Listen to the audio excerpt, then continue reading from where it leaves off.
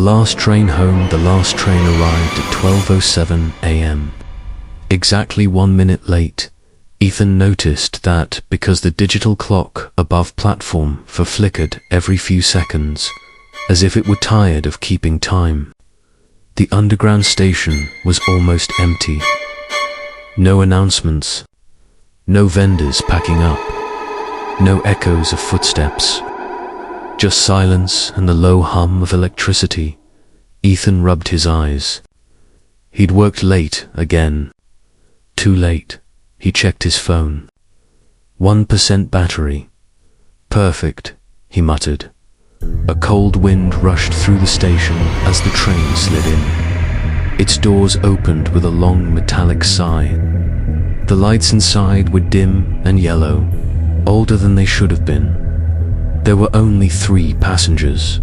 An old man sat stiffly on a bench, both hands resting on a wooden cane. His eyes were open but unfocused. A woman in a dark coat sat across from him. Her hood pulled so low Ethan couldn't see her face. And near the door stood a boy, maybe 10 years old, staring directly at Ethan. The boy didn't blink. Ethan hesitated. Something about the train felt wrong. But the doors began to close with a tired sigh. He stepped inside. The doors shut instantly.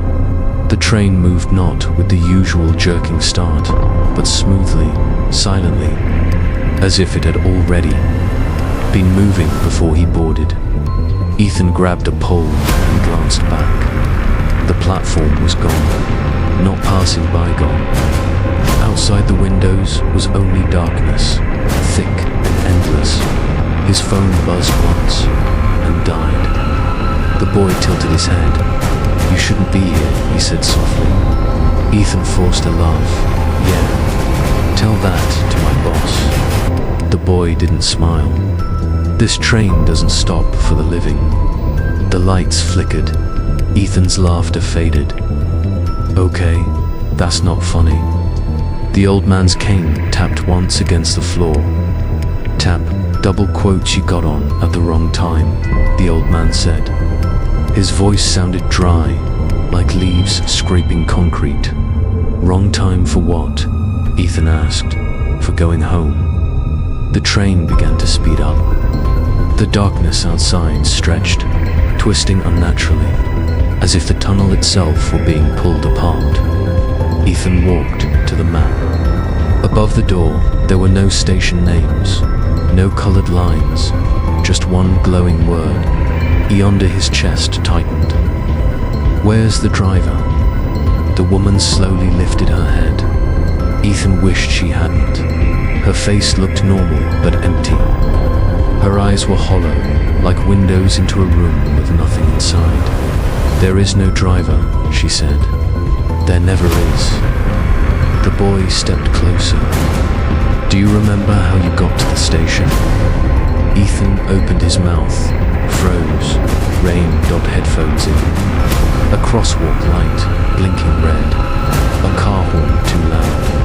Too close, his head began to ache. "I walked," he said weakly. The old man shook his head. "No one walks here." The train lights flickered again. For a moment, Ethan saw something in the windows. Not reflections, other faces. Dozens of them, all staring in. He stumbled back.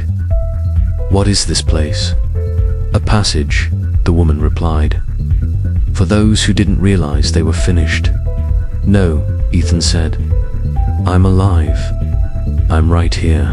The boy looked sad. "So were we." The train slowed. A faint glow appeared ahead, white and blinding. "Last stop," the old man whispered. Panic surged through Ethan. He ran to the doors and slammed his hands against them. "Open, please." The boy grabbed his sleeve. Wait. The train stopped.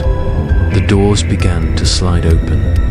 Beyond them was nothing, just endless white, stretching forever. The woman stood. "Once you step out, you don't come back." Ethan shook his head violently. I don't belong here. The old man studied him carefully. Sometimes, he said, mistakes happen. The boy smiled gently for the first time. But only if you remember. Ethan squeezed his eyes shut. Rain, the crosswalk, the horn, pain. The horn, pain, then darkness. I didn't make it across. Ethan whispered. The train shuddered. The doors slammed shut. The white light vanished. The train lurched violently, then reversed. The boy's grip loosened. Go, he said, before it realizes. Ethan felt himself falling.